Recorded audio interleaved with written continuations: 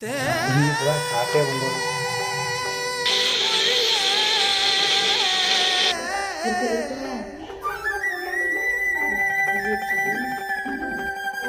கருவேப்பிலை, பெரிய வெங்காயம் 1, பச்சை மிளகாய் 3, மிளகு 50 கிராம், இஞ்சி 50 கிராம், உப்பு தேவையான அளவு, அரிசி மாவு 1/2 கப்.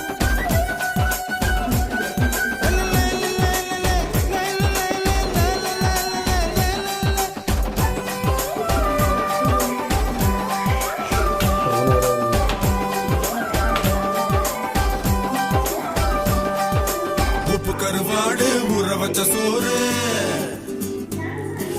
உப்பு கருவாடு ஊற வச்ச சோறு ஊட்டி விட நீ போதும் எனக்கு.